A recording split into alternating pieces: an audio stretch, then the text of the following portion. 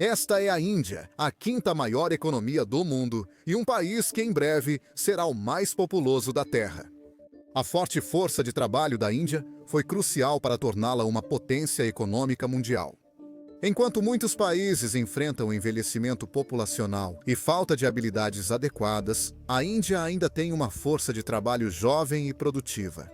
Essa força de trabalho permitiu que a economia indiana aproveitasse eventos mundiais que parecem problemas para nós, mas são grandes oportunidades para a Índia. Nos últimos 5 anos, o país tem sido destaque por conquistar muitos empregos na indústria que antes iam quase automaticamente para a China. Hoje, com o fim do forte crescimento econômico da China, pode parecer que chegou a vez da Índia se tornar a oficina do mundo e colher os frutos desse papel.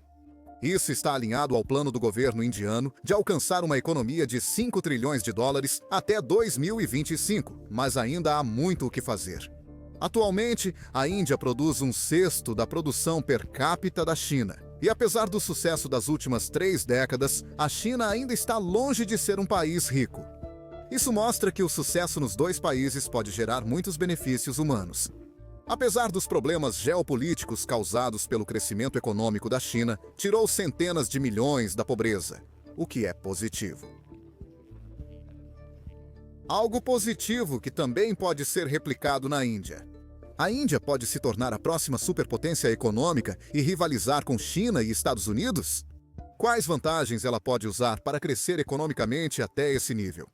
E quais desafios ela pode enfrentar que podem impedir o seu avanço? Depois de fazermos tudo isso, podemos colocar a Índia, a economia de grande porte que mais cresce no mundo, no ranking nacional do Economics Explained. A trajetória econômica da Índia começou quase junto com a da China, no início dos anos 90. Antes desse período, a economia da Índia era uma mistura solta de uma economia centralmente planejada ao estilo soviético e de um sistema de livre mercado herdado do colonialismo britânico.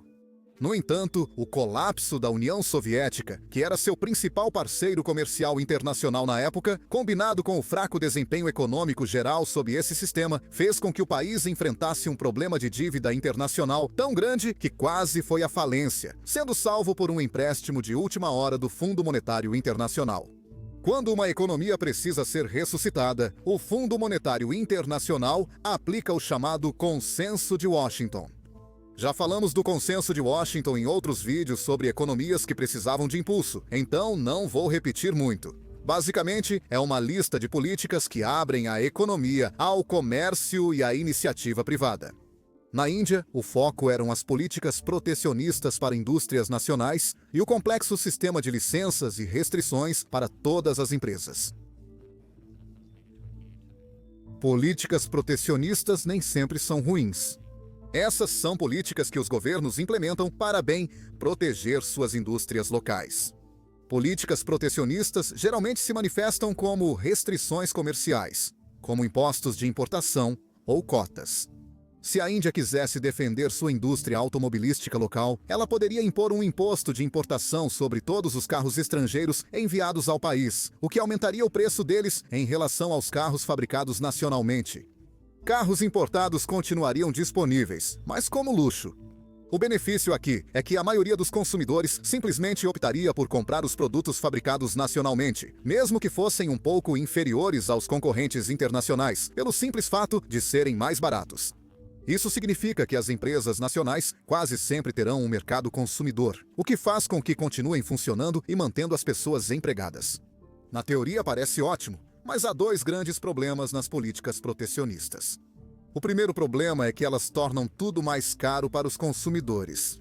Produtos importados terão preços artificialmente altos, repassados aos consumidores, permitindo que fabricantes nacionais também aumentem seus preços e sigam competitivos.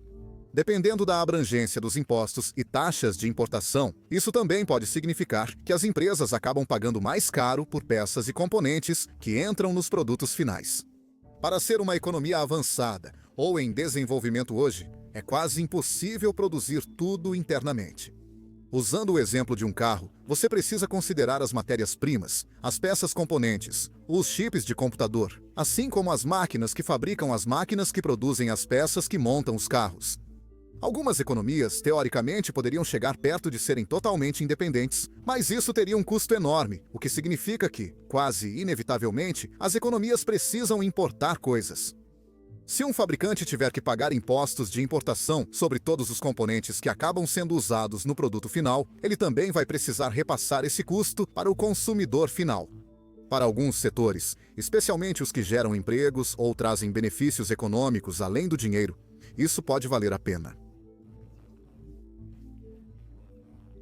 Você está basicamente trocando preços mais altos por mais empregos e autossuficiência, mas isso vai tornar esses produtos menos competitivos em termos de custo, o que vai aparecer como inflação de preços nos mercados internos.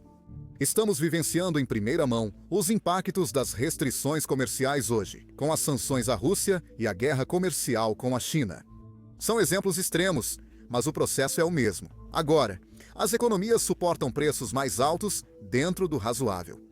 Se estivermos julgando o desempenho de uma economia apenas pelo quão barato tudo é, então a Somália seria a maior superpotência do mundo.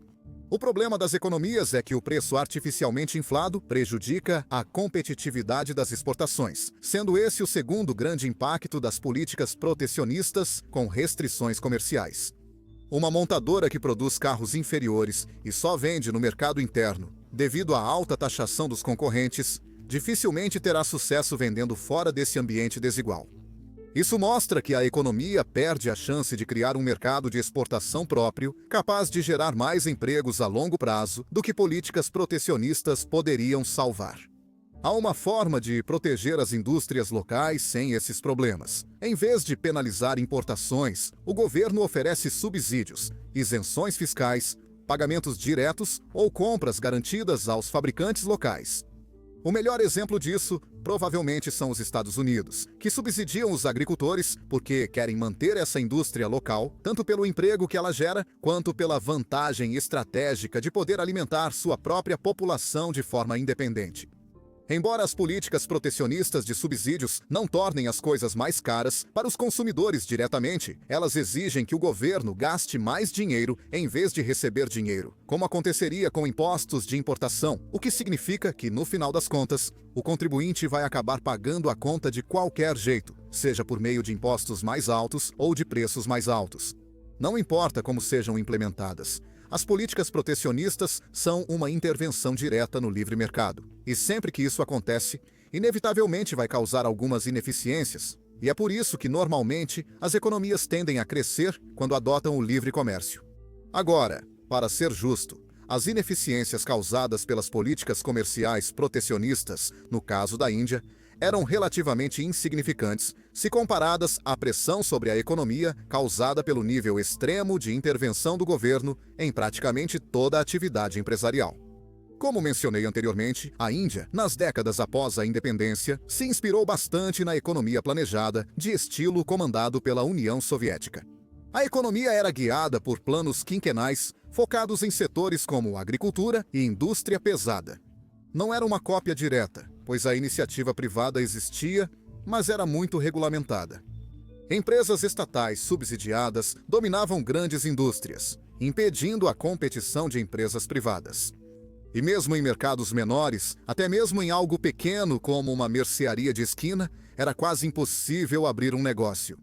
Isso acontecia por causa de algo conhecido como licença Raj, que era um sistema de licenciamento intenso, regulamentação e burocracia que as empresas precisavam cumprir para operar na Índia. Quero destacar que isso nunca foi oficialmente chamado de licença Raj. Esse era apenas um termo aplicado ao nível extremo de controle do governo sobre as atividades empresariais, que aparentemente era semelhante ao Raj britânico, outro sistema de governo opressor. Uma piada de mau gosto, mas é assim que todo mundo chama. Então, enfim. A regulamentação e até mesmo o licenciamento de empresas não são exclusivos da Índia. E, em muitos casos, essas regulamentações cumprem um papel muito importante. Você não quer que qualquer um abra um consultório e faça cirurgias. Na Índia, as regulamentações foram além de garantir competência e segurança nos negócios. Elas interferiam em todos os aspectos das operações comerciais, a ponto de se tornarem totalmente redundantes. Dependendo do tipo de negócio, até 80 órgãos governamentais diferentes precisavam estar satisfeitos antes mesmo que uma empresa pudesse começar a produzir qualquer coisa, e eles precisavam ser mantidos satisfeitos enquanto a empresa quisesse continuar funcionando. Isso dificultava que pequenos negócios começassem, pois o sistema de licenças e regulamentações era quase impossível de entender sem advogados, excluindo a maioria das pessoas de tentar. A única forma prática de evitar as licenças RAGE era ignorá-las e operar como uma entidade não oficial e não regulamentada. Se alguém aparecesse para fazer cumprir a lei, era mais barato e mais fácil simplesmente pagar um suborno do que montar tudo corretamente desde o início. Isso funcionava para pequenas empresas que passavam despercebidas, mas grandes empresas internacionais nem consideravam a Índia como centro de operações, pois era difícil demais operar lá. Passei muito tempo falando sobre sistemas abolidos há mais de 3 décadas, pois mostram o potencial da Índia. Remover restrições econômicas não basta para que a economia funcione sozinha.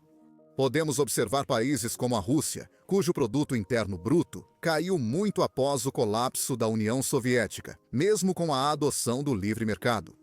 Desde 1991 e principalmente desde 2000, a Índia tem crescido rapidamente, dobrando de tamanho a cada 5 anos. Isso ocorre porque, sem restrições do governo, a Índia virou um ótimo lugar para negócios por vários motivos importantes. É a segunda maior nação de língua inglesa do mundo, com 125 milhões de falantes. Isso é importante para muitas empresas, pois acordos internacionais geralmente são feitos em inglês, língua neutra. Nas décadas de 1990 e 2000, isso era usado para criar centrais de atendimento e reduzir custos. Tenho certeza de que já ligaram para uma empresa e foram atendidos por alguém na Índia. Pode não parecer um trabalho particularmente glamuroso, mas criou muito valor no país. A economia estuda como as pessoas interagem com coisas de valor.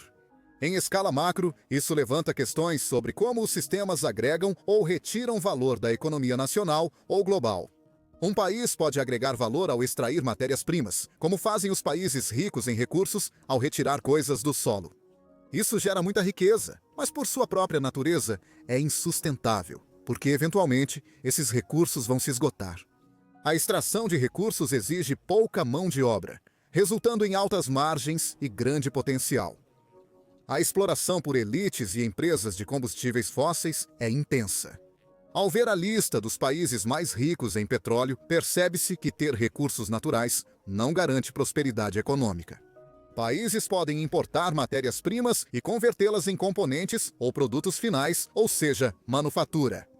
A manufatura é benéfica para a economia, pois demanda mais mão de obra por valor produzido do que a extração de recursos naturais. Isso significa mais empregos distribuídos entre mais pessoas, o que cria uma classe média e torna a exploração direta mais difícil. A manufatura também é muito mais sustentável do que a extração de recursos, porque não depende da venda de um conjunto finito de recursos. Se um país importa materiais de forma constante e tem demanda internacional estável por seus produtos, pode gerar renda nesse setor quase indefinidamente. O mundo real nem sempre funciona assim, e economias baseadas em manufatura dependem das condições econômicas internacionais, tanto nas importações de materiais quanto nas exportações de produtos. A manufatura sem serviços avançados como pesquisa e desenvolvimento e marketing e design é uma corrida contínua para o fundo do poço. Empresas de produtos como Apple ou Samsung podem terceirizar sua manufatura praticamente para qualquer lugar. E na maioria das vezes, elas simplesmente vão para o país com os menores custos de mão de obra e as leis de manufatura menos restritivas. Basear a economia em uma indústria que depende de salários muito baixos e liberdade total para as empresas é quase tão insustentável quanto apenas extrair recursos do solo. Claro, a manufatura terceirizada pode ser uma indústria viável como uma espécie de trampolim para uma economia que funciona principalmente com base em serviços. Todas as economias avançadas do mundo obtêm a maior parte de sua produção a partir de serviços, que incluem desde escolas até bancos. Se algo na economia agrega valor sem ser extraído do solo ou feito em fábrica, provavelmente será classificado como setor de serviços. O setor de serviços é essencial para economias avançadas por sua sustentabilidade e por aumentar a lucratividade de outros setores. Imagine dois países que têm uma fábrica cada. Um país foca exclusivamente na manufatura. Investem bastante em infraestrutura para facilitar o transporte de materiais e produtos. Eles têm mão de obra com salários muito baixos, tornando-se opção lógica para empresas internacionais terceirizarem a manufatura. Eles conseguirão muitos negócios, mas podem ser vítimas do sucesso se a equipe ficar rica e exigir salários maiores. Compare com outro país que mantém a fábrica e possui setor de serviços forte, com empresas com departamentos internos de pesquisa e desenvolvimento, design e marketing. Essas empresas poderão fabricar produtos próprios e cobrar mais, pois são mais bem informados, bem desenhados e divulgados. Mesmo com a maior parte do valor vindo dos serviços, a renda geral da economia cresce, fazendo com que funcionários da manufatura recebam mais para produzir itens mais complexos e valiosos. Exploramos essa teoria brevemente no nosso vídeo sobre por que as economias podem crescer para sempre se forem bem administradas. Se uma economia usa manufatura básica para transformar aço em facas e garfos, conseguirá vendê-los com pequena margem acima do custo do aço bruto. É um processo perfeitamente direto, e há valor nisso. No fim das contas, o mundo precisa de facas e garfos. Esses produtos não são especiais, e a empresa só pode vendê-los até ser superada por outra de outro país que pague menos aos trabalhadores. Se uma economia usar seu setor de serviços para projetar equipamentos de aviação ou médicos avançados com a mesma chapa de aço inoxidável, poderá vendê-los por muito mais. E os salários dos operários serão menos preocupantes, pois representam uma parte menor do preço final. Há uma razão para produtos de economias avançadas, como Europa e Estados Unidos da América, serem vistos como de alta qualidade. Isso ocorre porque geralmente são mesmo, mas não por a manufatura chinesa ou indiana ser pior. Só faz sentido fabricar itens de alta qualidade nessas economias, pois produtos vendidos apenas pelo preço não seriam tão baratos quanto nos outros países. Mas o que tudo isso tem a ver com a Índia e seu potencial de crescimento futuro? Bem, por causa de sua demografia única, a Índia tem o potencial de saltar etapas no típico processo lento de progressão econômica que uma economia faz ao passar de uma economia subdesenvolvida para uma economia em desenvolvimento e, finalmente, com sorte, se tornar uma economia avançada. É claro que sempre digo que ninguém prevê o futuro, nem economistas. Mas vale explorar o caso da Índia, pois, mesmo que não se concretize, é um estudo interessante de vantagem comparativa das economias. A maioria das pessoas acha que o maior rival global da Índia é a China, mas isso não é necessariamente verdade. Eles podem competir em mercados diferentes. É difícil terceirizar serviços para a China. Ignorando por um segundo todos os riscos de soberania que vêm com a China, especialmente nos últimos meses, a maior parte da população não fala inglês. E, além disso, a cultura de negócios deles é muito diferente da do Ocidente. Desde que as restrições comerciais e o sistema de licenciamento foram removidos no início dos anos 90, a Índia se tornou um ótimo lugar para terceirizar serviços. É aqui que voltamos aos nossos call centers. Se comparássemos diretamente os call centers na Índia com as linhas de produção nas fábricas da China, essas duas indústrias pareceriam bastante semelhantes. Pagam salários baixos e visam beneficiar empresas estrangeiras. Essas indústrias são como empregos iniciais na economia global. Apenas o chão de fábrica é um emprego de nível inicial em um restaurante fast food, e os call centers são empregos de nível inicial na sede global de uma empresa Fortune. Empregos no chão de fábrica são difíceis de evoluir, enquanto até funções básicas no setor de serviços podem se transformar em cargos que agregam mais valor com treinamento e experiência. Atualmente, empresas indianas prestam serviços além de centrais de atendimento. A Índia tem sido um destino procurado para serviços de contabilidade, engenharia, design e até mesmo serviços jurídicos. São indústrias nas quais nenhum outro país consegue competir em mão de obra e eficiência de custos. Para ser totalmente claro, a Índia ainda tem mão de obra barata para tirar muito trabalho de manufatura da China. E, sem dúvida, vai se beneficiar muito dessa indústria antes de, eventualmente, passar o bastão para outro país que surgir e oferecer preços ainda mais baixos. A capacidade única da Índia de se tornar um polo de serviços pode transformá-la em uma das maiores superpotências econômicas nas próximas décadas. Mas com esse otimismo, provavelmente também vale a pena explorar o que pode dar errado. A economia da Índia fez algo que não fazia há muito tempo, em 2020. Ela encolheu.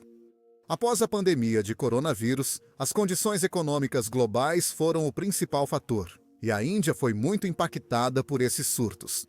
Mesmo antes, o crescimento do país já mostrava desaceleração. Uma explicação popular entre os economistas é que a economia da Índia é, ao mesmo tempo, excessivamente regulada e subregulada. Apesar das mudanças dos anos 90, parte da burocracia permaneceu, principalmente no setor financeiro, onde os maiores bancos ainda são estatais e administrados pelo governo. Esses bancos têm sido lentos para oferecer crédito a empresas e consumidores, o que significa que boas ideias têm dificuldade para decolar e o consumo é reprimido, porque é difícil conseguir um empréstimo para algo como um carro, uma casa ou educação. A regulamentação governamental foi aplicada de forma um tanto aleatória em alguns casos. Em 2020, o governo reverteu a desregulamentação do setor agrícola após forte reação dos agricultores, que temiam perder lucratividade sem preços garantidos. Isso é, na prática, uma intervenção protecionista no comércio, as mesmas políticas que sufocaram o crescimento econômico antes dos anos 90.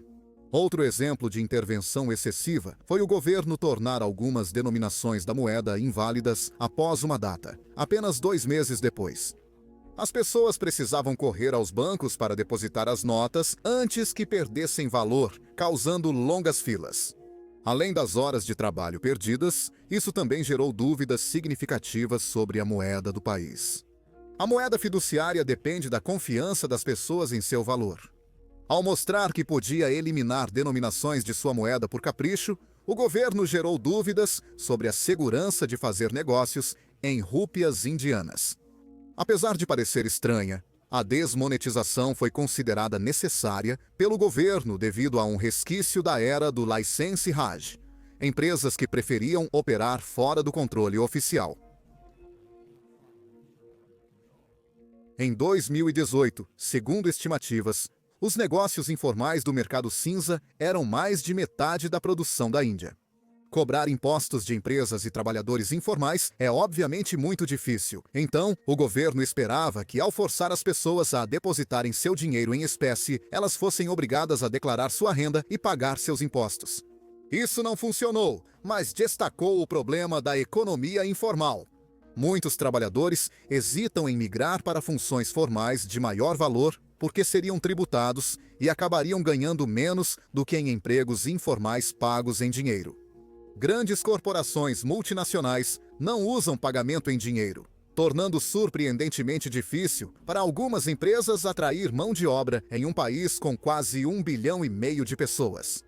A divisão entre setor formal e informal pode criar uma economia de 2 velocidades, com trabalhadores qualificados e fluentes em inglês, ganhando muito mais que quem atua na economia informal. Embora isso não impacte necessariamente nos principais números do Produto Interno Bruto, o motivo pelo qual queremos crescimento econômico em primeiro lugar é para melhorar as condições de vida dos participantes dessa economia. Mas há uma boa notícia aqui. O relatório do Banco Estatal da Índia revelou que a economia informal caiu de 52% em 2018 para 20% em 2021.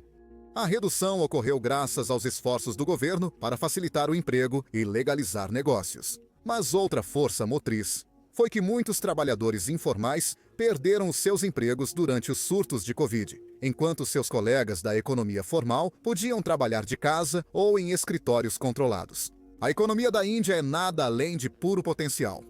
Ela possui população jovem e qualificada, pode se beneficiar da estagnação da China e migrar facilmente para indústrias que outras economias em desenvolvimento teriam dificuldade de alcançar. A principal delas será o governo convencer empresas e investidores de que a Índia é segura e lucrativa para investir. enquanto oferece à população as ferramentas financeiras para enriquecer tanto individual quanto coletivamente. Agora é hora de incluir a Índia, quinta maior economia mundial, no ranking nacional do Economics Explained. Começando, como sempre, pelo tamanho, a Índia tem um produto interno bruto de 3,5 trilhões de dólares, ficando atrás apenas dos Estados Unidos da América, China, Japão e Alemanha. Ela recebe 9 de 10. Esse número impressionante está muito diluído entre uma população enorme, o que significa que o produto interno bruto per capita é de apenas 2.515 dólares, colocando o país no último quarto das economias globais e dando a ele uma nota 3 de 10. O crescimento é uma história mais otimista. A economia cresceu de forma sustentada, dobrando de tamanho a cada 5 anos nas últimas 3 décadas. Ela recebe 10 de 10. Estabilidade e confiança têm sido o calcanhar de Aquiles do país. Organizações internacionais hesitam em negociar com um país que já tomou decisões inesperadas e transformou setores inteiros da indústria. A economia informal e o papel das estatais ainda têm problemas. Apesar da melhora, o país merece nota máxima de 5 em 10. Por fim, a indústria. A Índia tem grande potencial. Nesse campo, como vimos neste vídeo, muito potencial está sendo desperdiçado. Ela pode ser a maior economia do mundo, mas, por ora, seu cidadão médio ainda é muito pobre globalmente, pois não produz tanto valor quanto poderia. Mesmo assim, como um dos maiores centros de manufatura e serviços do mundo, ela recebe uma nota 8 de 10. No total, isso dá à Índia uma média de 7 em 10, o que a coloca aqui no ranking nacional do Economics Explained. Obrigado por assistir, tchau!